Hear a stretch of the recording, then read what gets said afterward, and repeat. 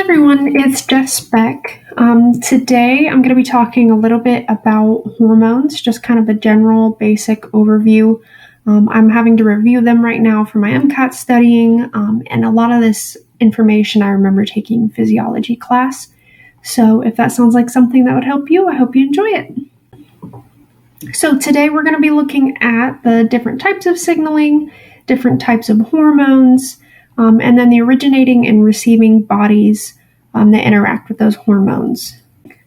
So types of signaling, we have autocrine signaling, and that's when a signaling molecule leaves a cell just for it to be received right back at the same cell. There is signaling across gap junctions. Obviously, these cells have to be in contact and have a gap junction between them. There's paracrine, which is signaling molecules move over to a cell near it, usually multiple cells, so it is a local mediator. And then we have juxtacrine signaling. It's very similar to paracrine, however, it's a membrane-bound mediator. So like you can see there, it's not just floating through the extracellular space. And then we have endocrine, which is the signaling molecules for endocrine signaling are hormones. So that is when the cell releases a hormone, it goes into the bloodstream, and then it affects tissue further away in the body. So, like the hypothalamus, the pituitary, to the gonads, stuff like that. So what are the general types of hormones? We have steroid hormones. These hormones are small and nonpolar. And as you know, the cell membrane is a phospholipid membrane. So anything that is small, nonpolar, not charged can go right through the membrane. So it goes through it, and it acts on the cell by gene expression, either by DNA gene expression or transcription factors, but overall it has a slow acting and long lasting effect. A couple of examples of these, there's estrogen, which E1 is estrone, E2 is estradiol, E3 is estriol, and testosterone. And obviously those are slow acting and long lasting because it's something that hormones that help develop secondary sex characteristics. And next we have the peptide hormones. They are lipid insoluble, so they will not be able to go through the cell membrane. So they act via secondary messengers. This essentially triggers a signal cascade. Just to simplify it, I showed just one molecule in the cell, in the cytoplasm, signaling to two others, but this is going to exponentially increase this signal that the reception of the signaling molecule, the hormone attaching to the secondary messenger, has kind of started out. So they are fast acting and they are short-lived. So a couple of examples: glucagon, insulin, stuff that needs to be changed periodically, as we eat, as we fast, anything like that. And next we have amino acids. There's two different categories for amino acid derived hormones. There's lipid soluble, which can move through the cell membrane, so they act very similarly to steroid hormones. A couple of examples is T3 and T4, triiodothyronine and thyroxine.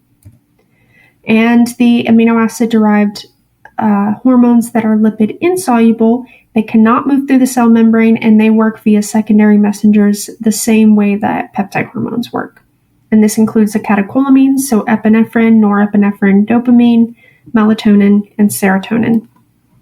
And kind of a trick here, amino acid, so anything that ends in INE or IN is going to indicate that it's amino acid derived. So thyroxine, triiodothyronine, epinephrine, but it's still INE, same with norepinephrine, dopamine, melatonin, serotonin, and then even the catecholamines has amine in it. So that just indicates that's amino acid derived. So this is the general types of hormones, like categories, based on what they're made of, but not necessarily what they do. So we have a couple categories here. We have direct hormones that don't directly trigger the release of another hormone. So if you look at the axes, which I'll show here in a second, this is going to be with basically the end of the axes. So the gonads if you're doing HPG, or adrenal glands if you're doing HBA. The other type is tropic hormones. They act on tissue to cause the release of another hormone. And I'll show you in a couple of examples here. I have the axes, two main axes laid out.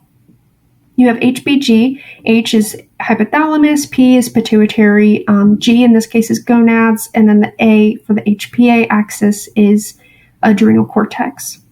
So it goes from the hypothalamus, which releases gonadotropin releasing hormone. And you can see tropin is even in the name, so it makes it kind of easy. That acts on the interior pituitary to secrete FSH and LH, which acts directly onto the gonads. Now, the gonads, whether it be ovaries or for males, the testes, they will secrete testosterone or estrogen, progesterone, depending on the gonads. But this is kind of a consequence of what FSH and LH have affected in that particular structure. So FSH, for example, is follicle stimulating hormone. That the result of the follicle maturing then releases hormones, not necessarily the FSH.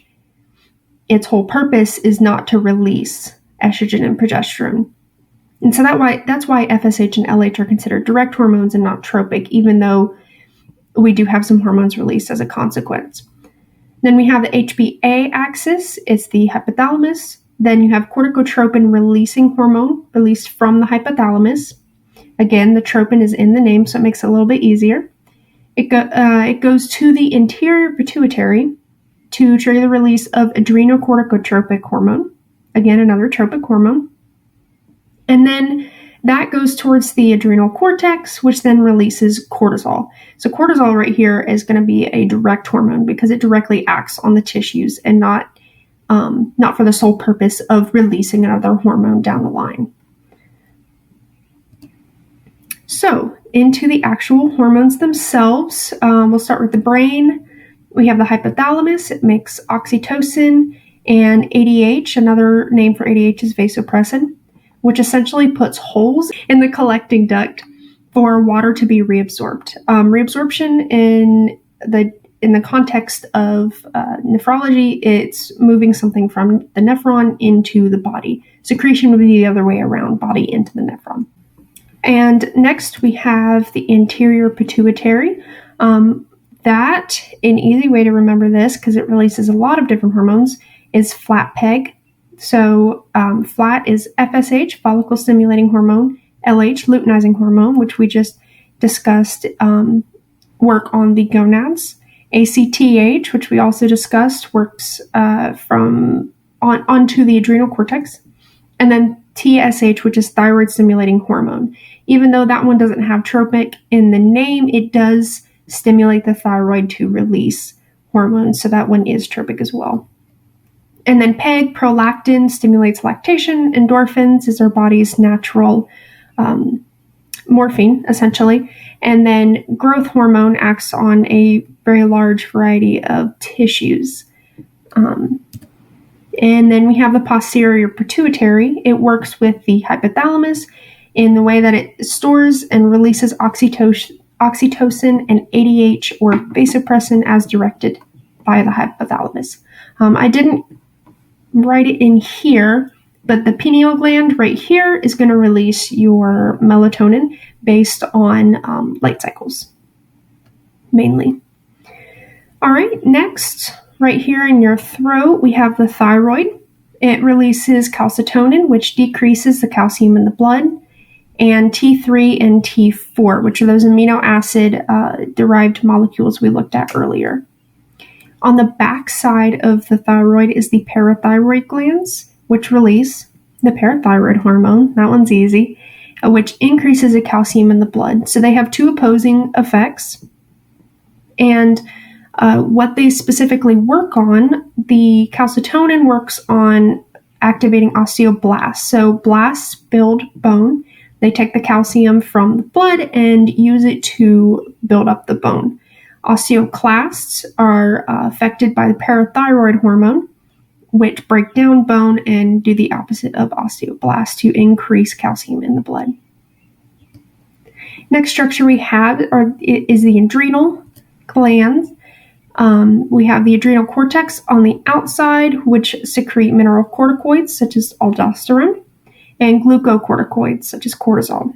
Aldosterone works on the collecting duct and the distal convoluted tubule in the nephron. More nephrology. It creates a pump for sodium to move out, and water will follow because it's going to be a higher concentration on the outside of the nephron. So this causes reabsorption of sodium and water, so it doesn't dilute the blood, and it does put more volume into your body instead of being excreted out. The inner part is called the adrenal medulla, and that secretes epinephrine and norepinephrine. I like to remember these, like the differences between them. The mineralocorticoids and glucocorticoids are secreted by the adrenal cortex. So that one's pretty easy with a name. And then the adrenal medulla, I like to pretend that Medusa is allergic to bee stings, and so she carries an EpiPen, just because medulla sounds like Medusa, and so that always helps me remember that, an EpiPen's like adrenaline, epinephrine, norepinephrine, so that is what the adrenal medulla secretes. Next structure, we have the pancreas, and that secretes insulin, which lowers blood sugar, glucagon, which increases blood sugar, somatostatin, which suppresses both insulin and glucagon, and then ghrelin, which is considered like the hunger hormone. These are secreted they're called islets of Langerhans, if I'm pronouncing that correctly. The insulin is secreted by beta cells, glucagon by alpha, somatostatin by delta, and ghrelin by epsilon. The next structure is actually the heart. It actually secretes a hormone called, if I'm saying it right, atrial natriuretic peptide. And that it's secreted whenever the heart feels an increase in pressure. So an increase in blood pressure is going to cause it to stretch, and it'll secrete this hormone. It also affects the nephron. It prevents sodium reabsorption in the collecting duct. So it prevents the water, essentially, is what is the main goal of it, is to prevent the water to follow sodium reabsorption. So if sodium is not reabsorbed into the body from the nephron, water's not going to follow, and it's going to be an increased secretion of water out through the ureters and through urine. It also causes vasodilation of the afferent arterioles. There's the afferent, which leads to the Bowman's capsule, and then the efferent, which leads away. So if you increase the volume for the afferent and not for the efferent, it's going to increase pressure to push more volume into the nephron to be secreted. So that's how ANP helps lower blood pressure. And then finally, we have right in between your lungs and right above the heart, the thymus. And it secretes thymosin, which is a hormone that helps make T cells. All right, so that is about it. I know it was a quick run through, but I know when I was studying, I was learning various parts from different areas in my study. And so I kind of wanted to create a source of just having all the hormones in one place, in one video, the basic ones at least, and to help both myself and anyone who might be studying for the MCAT or physiology class. So today we went over the different kinds of signaling using signaling molecules, the endocrine signaling using hormones, the different types of hormones such as steroid, peptide, and then the amino acid derivatives, the direct and tropic hormone categories, and then the various structures that secreted those hormones in addition to the pineal gland, which secretes melatonin. If you guys have any questions or anything you want me to make a video about, anything like that, just please let me know. Like the video if you liked it. I would very much so appreciate it, and I hope you have a great day. Bye!